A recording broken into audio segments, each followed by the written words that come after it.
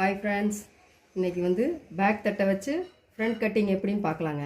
இப்போ உங்களுக்கு ஸ்ட்ரெயிட் பீஸ்னால் நீங்கள் கட்டிங்கு பீஸை வந்து நேராக போட்டுக்கோங்க. இப்போ நம்ம வந்து கிராஸ் கட் பண்ண போகிறோம்.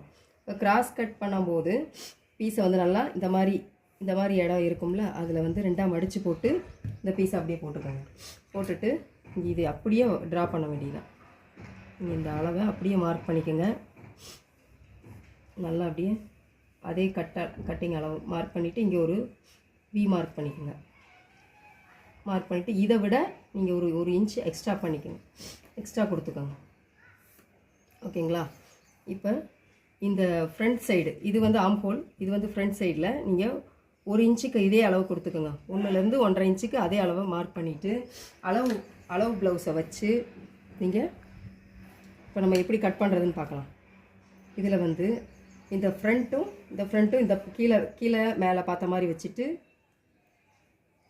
இந்த தட்டை பேக் தட்டை நல்லா உள்ளே மடித்து இப்படி மடித்து விட்டுருணும். மடித்து விட்டுட்டு இப்போ வந்து கழுத்து வரைய போகிறோம்.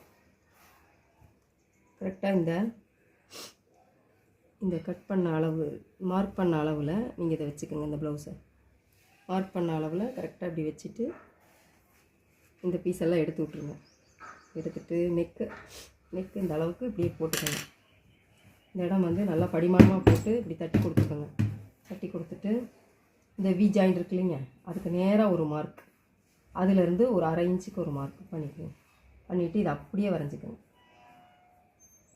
இப்போ இதை எடுத்துட்டு இப்போ நம்ம 1 இன்ச்சு 1.5 இன்ச்சுக்கு வரைஞ்சிருக்கோம்ல, அதிலேருந்து உள்ள இப்போ என்ன நம்ம அதே அளவு தான் வரைகிறோம். ஃபஸ்ட்டு அதே அளவை வரைஞ்சிக்கோங்க. அதே அளவை அப்படியே ட்ரா பண்ணிவிட்டு இப்போ இந்த அளவு எடுத்து அப்படியே மார்க் பண்ணுங்கள். இது ஏன்னா ஸ்டிச்சிங் அளவு, இது கட்டிங் அளவு. ஓகேங்களா? நல்லா பாருங்கள், எல்லா இடத்துலையுமே 2 மார்க் வரும். இப்போ இது வந்து ஸ்டிச் பண்ணுற அளவு, இது கட் பண்ணுற அளவு. அதே மாதிரி இது கட் பண்ணுற அளவு, இது ஸ்டிச் பண்ணுற அளவு.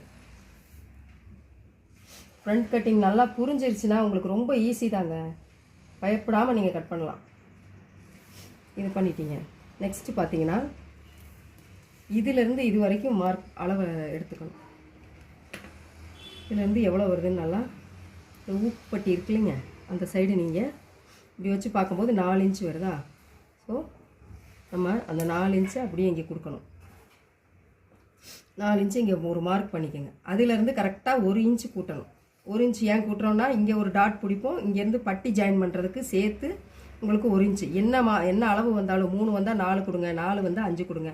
இப்போ இதை வந்து லைட்டாக ஒரு ட்ராப் போட்டுக்கோங்க.